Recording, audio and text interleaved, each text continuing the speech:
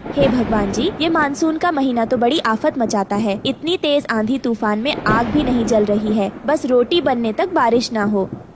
हिमालय जंगल के आसमान में काले काले बादल छाए हुए थे। ऐसे में रानो चिड़िया बार बार चूल्हा जलाने का जतन कर रही थी, लेकिन तेज आंधी तूफान चलने की वजह से चूल्हा बुझा जा रहा था। तभी बहुत जोर की बारिश शुरू हो जाती है और जंगल का हर एक पक्षी अपने अपने घोंसले में होता है। तभी हरिया काका टुन्नू चिड़ा से कहता है ऊपर वाले, आपको भी अभी बारिश की आफत लगानी थी। बेचारे किसान पक्षियों ने खेतों में नारियल के पौधों की खेती करी है। बेचारे सब के सब बारिश में भीग रहे होंगे। अरे और टुन्नू, देख, बारिश के साथ ओले भी बरस रहे हैं। अरे घर चल, बारिश थम जाएगी तो आ जाएंगे रोटी पानी खाकर घर से।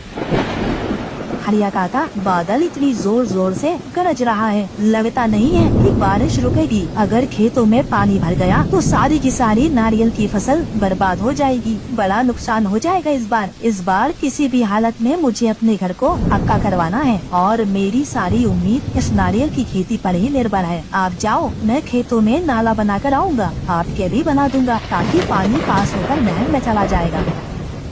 जिस प्रकार सुनहार के लिए उसका सोने का व्यापार होता है, उसी तरह गरीब किसान के लिए उसकी मिट्टी, खेत और फसल होती है। टुन्नू चिड़ा बारिश में भीगता कांपता हुआ अपने खेत में नाला बनाता है। बन गया नाला, अब घर चलता हूँ। रानो चिंता कर रही होगी। तभी बहुत से पक्षी बारिश में भीगे हुए नारियल के पेड़ों पर आकर बैठ जाते हैं, जिससे एक नारियल टपक कर नीचे गिरता है, जिसे लेकर टुन्नू चिड़ा घर आ जाता है, जहां बारिश का पानी रोकने के लिए रानो और उसकी बेटी गुड़िया बर्तन ली खड़ी थी। अरे ये क्या, रानो, पूरा घर तो जगह जगह से टपक रहा है। पिताजी, माँ बहुत देर से बर्तन लेकर खड़ी है। मैंने कहा आराम कर लो, ये सारा पानी मैं निकाल दूंगी बाहर। उसकी ये बात सुनकर टुन्नू चिड़ा मायूस हो गया। मेरी सयानी सी बिटिया, रुक जाओ, मैं छत पर ये बड़ी वाली पन्नी डाल देता हूँ, फिर छत नहीं दबकेगी। लेकिन संभलकर जी छत एकदम कच्ची हो गई है। थोड़ी देर में बारिश का पानी ठहर जाता है। तभी नारियल को देखकर गुड़िया उसे खाने की जिद करती है। पापा, आप ये नारियल मेरे लिए लाए हैं ना? मुझको भूख लगी है, मैं खा लूँ।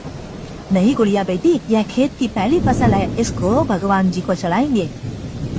बारिश में भीगते हुए टुन्नू मंदिर में ले जाकर नारियल चढ़ा देता है, मगर वो रात जंगल के हर एक पक्षी को भूखे रहकर काटनी पड़ती है। सुबह होते ही सूरज की किरण फूटने के साथ सभी किसान अपनी गाय बैलों को लेकर खेत पर चल देते हैं, मगर अभी भी आसमान बरसाती काली घटाओं से घिरा पड़ा था।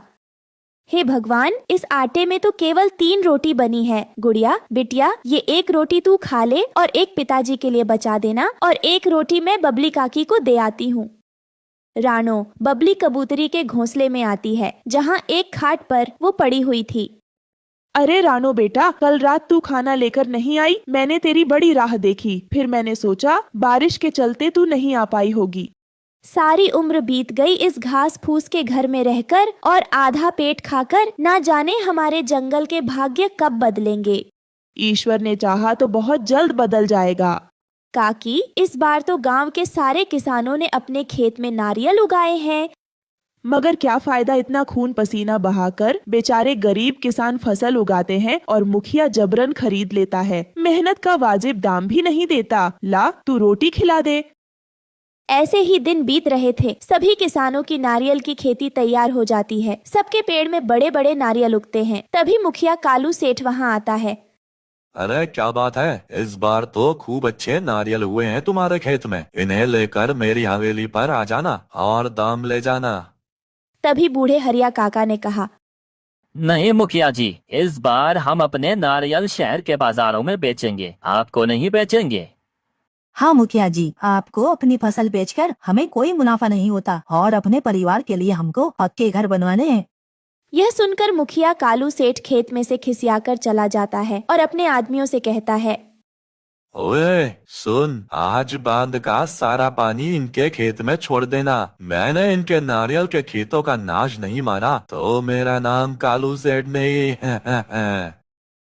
सभी किसान ने अपने फसल की पहली उपज का नारियल मंदिर में चढ़ाते हैं। उसी रात मुखिया का आदमी पूरे बांध का पानी बहा देता है और ऐसे में बारिश का कहर भी पूरे गांव पर टूट पड़ता है। उस दिन लाडो चिड़िया का लगन भी था और वो आंधी तूफान कई घरों को तबाह कर देता है।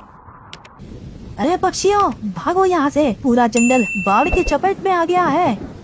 फिर सब जगह अफरा तफरी मच जाती है। सब पक्षी अपने घरों से उड़ते हुए मंदिर में इकट्ठा हो जाते हैं। सब कुछ तबाह हो चुका था। सब सामान बारिश में बह रहे थे। कई दिन बगैर खाए पिए बीत जाते हैं, लेकिन बारिश बंद नहीं होती। है ऊपर वाले दया करो, अरे कुछ नहीं बचा, घर बाहर से लेकर खेत खलियान सब नष्ट हो गए। धीरज रखिए काका, सब ठीक हो जाएगा, आप घबराए नहीं। यह सुनकर गरीबी से हारा हुआ बूढ़ा हरिया तोता बिलखते हुए बोला, अरे ऊपर वाला होता तो ये तबाही आती क्या। रानो बेटा, हम गरीबों के लिए कोई चमत्कार नहीं होने वाला, हमें तो अपनी हड्डियां गलाकर कमाना खाना है। अरे कभी ये मुखिया हमारा हक नोच नोच कर खाते हैं, तो कभी ऊपर वाला हम किसानों को बारिश की मार मारता है। कई दिनों तक बारिश के कहर में भूखे रहने की वजह से सबके चेहरे एकदम मुरझा से गए थे। तभी भूख से तड़पती हुए गुड़िया ने कहा, पिताजी, मुझे बहुत जोरों की भूख लगी है, खाना चाहिए, पेट में दर्द हो रहा है, 3 दिन से कुछ नहीं खाया। बेटिया सब्र कर, क्योंकि अभी अन्न का एक दाना भी नहीं बचा हमारे पास। पूरा गांव तबाह हो चुका है। धीरे धीरे करके सबकी आशा टूट रही थी। कई दिन इसी तरह बीत जाते हैं, मानो भगवान हिमालय के जंगल में रहने वाले पक्षियों की परीक्षा ले रहे थे। सब हाथ जोड़े आंसू बहा बहा कर बारिश के थमने की विनती कर रहे थे। तभी 1 सप्ताह के बाद बारिश थमने लगती है और पानी का भाव कम होने लगता है। लेकिन पूरा का पूरा जंगल तहस नहस हो चुका था। सब हिम्मत हार जाते हैं। अरे सब मिट्टी हो गया। देखो पक्षियों, हमारे घर ढह गए। एक एक सामान जोड़ा था वो भी नहीं बचा है। ऊपर वाले, क्यों हम गरीबों पर बारिश करके हमारी परीक्षा ले रहे हो? अब बस करो, कोई चमत्कार कर दो। तभी रानो चिड़िया को नारियल देखकर उससे घर बनाने का उपाय आता है। टुन्नू जी, वो देखिए नारियल, क्यों ना हम उन नारियल से अपना घर बनाएं। इससे हम सब पक्षी इस बारिश से जरूर बच पाएंगे। भगवान ने हमें रास्ता दिखा दिया है। लेकिन रानो, भला नारियल का घर कैसे बना सकते हैं? वो तो टिकेगा ही नहीं। काश टुन्नू जी, कोई चमत्कार हो जाए जहां हम गरीब पक्षी चैन सुकून से रह पाते।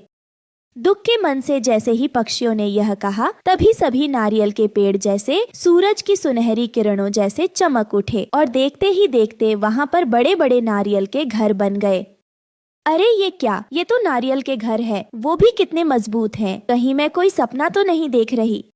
तभी उस जादुई नारियल के घर में से आवाज आती है, आज से ये जादुई नारियल का घर तुम सब का है। यह तुम्हारे परिश्रम का फल है। आप सब अब आराम से इस नारियल के घर में रह सकते हो। तुम पक्षी इस नारियल घर से जो कुछ भी मांगोगे वो तुम्हें ये घर सब देगा। अरे वाह, ये नारियल का घर तो कितना सुंदर है। इसकी दीवारें तो हमारी कच्ची घास फूस वाले घर से कितनी मजबूत है। हाँ रानो, क्योंकि ये जादुई नारियल का घर है, इसलिए ये मजबूत और बहुत सुंदर है। ऊपर वाले ने हमारी प्रार्थना सुन ली। फिर सब पक्षी खुश होकर अपने अपने लिए उस नारियल के घर से खाना मांगते हैं और कई दिन बारिश के कहर में जीने के बाद पेट भरकर सब खाना खाते हैं और जादुई नारियल के घर में खुशहाली भरी जिंदगी जीते हैं।